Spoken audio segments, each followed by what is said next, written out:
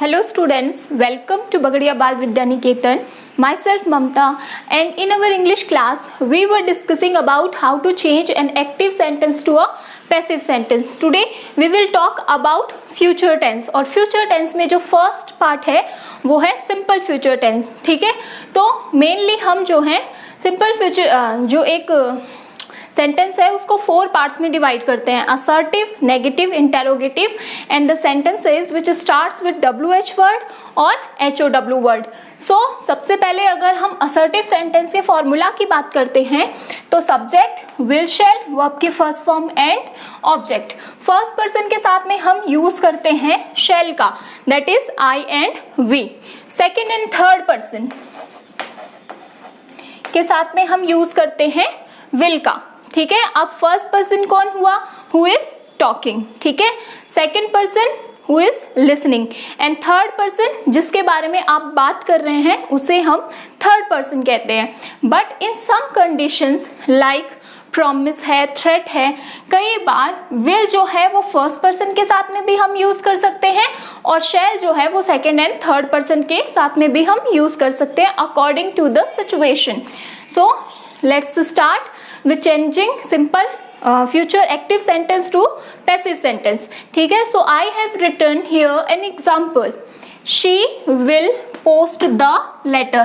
First categorize it. She stands for subject. Will is a helping verb. Post verb की first form and the letter is object. जब हम इस sentence को passive में change करते हैं तो हम फॉर्मूला लिखते हैं object, will, shall, be, verb की third form, by and subject. ठीक है, वर्ब की third form, by and subject, ये एज इट इज सारे जितने भी पैसिव सेंटेंस है एंड पार्ट में ये इनका हम यूज कर रहे हैं. ठीक है, सो ऑब्जेक्ट लिखते हैं द लेटर. द लेटर तो हम विल का यूज करेंगे, विल, उसके बाद में be as it is place किया, वर्ब की थर्ड फॉर्म पोस्टेड, उसके बाद में बाय और शी जो है according to the rule of pronoun her में चेंज हो जाएगा. तो हमारा सेंटेंस बना the letter will be posted by her. The next is interrogative sentence. अगर हम कंपेयर करते हैं तो शैल के बाद में इन्होंने सिर्फ नॉट का यूज किया है, बाकी एज इट इज फॉर्मूला जो है वो रिपीट हुआ है. तो कैटेगराइजेशन कर लेते हैं. We stand for subject, shall and not, then take verb की first form and the test यहाँ पर हमारा object. So according to this formula हमें सिंपली इन चीजों को प्लेस करना है. तो द टेस्ट मैंने ऑब्जेक्ट की जगह पे रखा, will as it is not लगाइए, as it is be, then take, तो टेक की थर्ड फॉर्म होती है टेकन, देन बाय और उसके बाद में वी जो है according to the rule of pronoun us में चेंज हो जाता है. तो हमारा सेंटेंस बनेगा the test will not be taken by us. The third one is interrogative sentence. Interrogative sentence जो है सबसे फर्स्ट जो हम हेल्पिंग वर्ब से शुरू करते हैं. असर्टिव सेंटेंस में हम सब्जेक्ट पहले लिखते हैं, विल, शैल बाद में लिखते हैं, और इंटेरोगेटिव सेंटेंस जो कि हेल्पिंग वर्ब से शुरू होते हैं उनमें हम हेल्पिंग वर्ब पहले लिखते हैं, सब्जेक्ट बाद में लिखते हैं और सारा formula as it is. So categorize कर लेते हैं. Will stands for helping verb, you is our subject, punish verb की फर्स्ट फॉर्म एंड हिम यहाँ पर होता है ऑब्जेक्ट.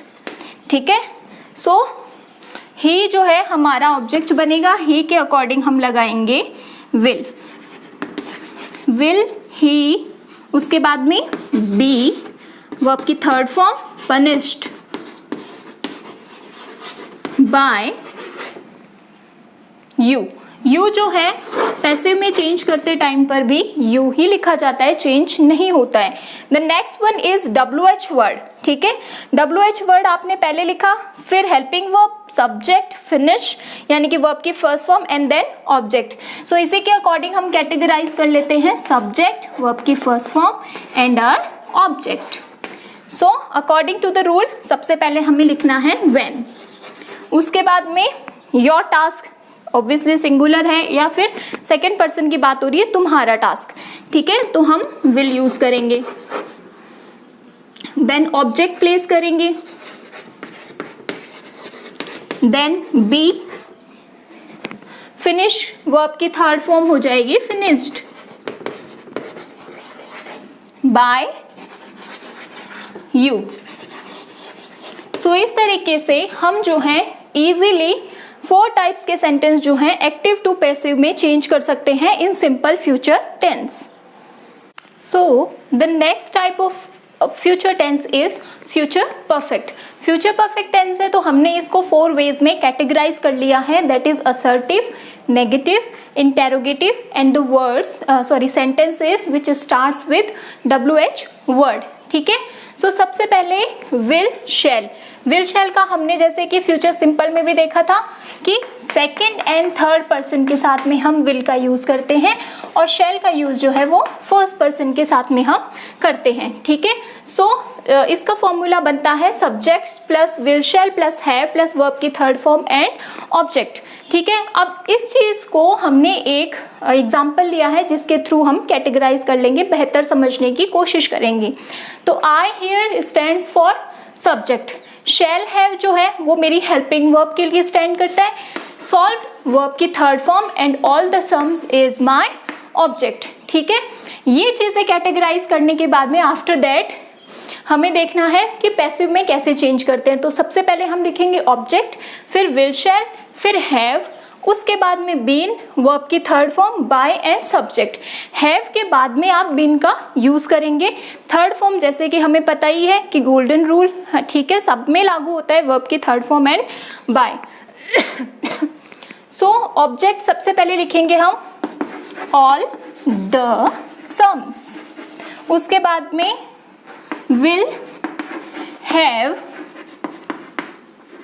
been वर्ब की थर्ड फॉर्म solved by, इसके बाद में I जो है वो according to the rule of pronoun me में चेंज हो जाएगा। ठीक है, सो यहाँ पर will shall have been verb की third form by and subject. So अगर हम according to the formula 1 by 1 चीजों को कैटेगराइज लिखते हैं तो it is going to be more easy for us. The next one is negative sentence. Negative sentence का rule जो है वो बनता है subject plus will shall plus not plus have plus verb की third form and object. Not जो है वो शैल और विल के बाद में यूज किया जाता है। सो कैटेगराइज कर लेते हैं, she stands for subject, will not have as it is हमने इनमें से चूज करके लिखा है हेल्पिंग वर्ब के अकॉर्डिंग, वर्ब की थर्ड फॉर्म और हर वर्क हमारा ऑब्जेक्ट। ठीक है, उसके बाद में पैसिव में चेंज करते टाइम पे रूल है object will shall plus not plus have plus been, will shall not have been. ठीक है, सो अब हम कैटेगराइज के अकॉर्डिंग इसको एज ऑन प्लेस कर देते हैं। सो हर वर्क, उसके बाद में will not have been according to the formula मैंने जस्ट चीजों को प्लेस किया है, एंड देन फिनिश्ड वर्ब की third form as it is place करी है मैंने, देन बाय शी का according to the rule of pronoun her में चेंज हो जाएगा। The next one is interrogative sentence. ठीक है, अगर हम इंटेरोगेटिव सेंटेंस की बात करते हैं तो मेनली हम इनको 2 टाइप में या 2 काइंड्स में कैटेगराइज करते हैं, that is the sentences which starts with helping verb and the sentences which start with WH word. So सबसे पहले बात करते हैं जो सेंटेंस हेल्पिंग वर्ब से शुरू होते हैं। So will shall plus subject plus have plus verb की थर्ड फॉर्म एंड ऑब्जेक्ट। यहाँ पर सब्जेक्ट पहले लिखा गया है और विल शैल बाद में, यहाँ पर विल शैल पहले लिखा गया और सब्जेक्ट बाद में, इतना सा ही डिफरेंस है। ठीक है, सो हम example is there, so categorize कर लेते हैं। He stands for subject, received stands for verb की third form and the mail is our object. ठीक है, सो अब as it is put on कर देते हैं हम विल शैल और द मेल है तो विल द मेल। ठीक है, विल द मेल ऑब्जेक्ट आ गया, हैव बीन वर्ब की थर्ड फॉर्म है, received as it is place करेंगे क्योंकि फ्यूचर परफेक्ट में भी हमने सेम प्लेस करी है। रिसीव्ड बाय ही का हो जाएगा हिम और क्वेश्चन मार्क। ओके, सो इस तरीके से हम एक्टिव के सेंटेंस को पैसिव में चेंज करते हैं। अगर ये इंटेरोगेटिव होता तो हैव के पहले नॉट आता, और आप यहाँ पर भी हैव के पहले नॉट का यूज कर सकते हैं। WH word, helping verb, subject, have, verb की थर्ड फॉर्म एंड ऑब्जेक्ट। ठीक है, सो यहाँ पर एक एग्जांपल लिखा है मैंने। व्हेन जो है वो WH वर्ड को रिप्रेजेंट कर रहा है, यू यहाँ पर हमारा सब्जेक्ट, देन हैव यहाँ पर हेल्पिंग वर्ब के अकॉर्डिंग, ठीक है, देन फिनिश्ड वर्ब की थर्ड फॉर्म, और योर वर्क हो गया हमारा ऑब्जेक्ट। ठीक है, सो अब ये चीजें कैटेगराइज करने के बाद में हमें सिंपली इनको प्लेस करना है। तो पहले व्हेन का व्हेन, उसके बाद में हेल्पिंग वर्ब है, हेल्पिंग वर्ब विल, उसके बाद में ऑब्जेक्ट, ऑब्जेक्ट है your work, have been as it is put कर दीजिए क्योंकि अकॉर्डिंग टू द रूल सब में यही लगाना है। फिनिश्ड वर्ब की थर्ड फॉर्म, उसके बाद में by as it is place किया, and then subject is you, तो यू जो है वो चेंज नहीं होता है, एज इट इज प्लेस किया जाता है। अगर इसमें भी आप नेगेटिव बनाते हैं तो हैव के पहले आप नॉट यूज करेंगे तो आपका नेगेटिव बन जाएगा। सो आज हमने पढ़े future simple and future perfect tense. In our next part and last part we will study about imperative sentences. Future continuous and future perfect continuous tense जो हैं वो पैसिव में चेंज नहीं होते हैं। Thank you.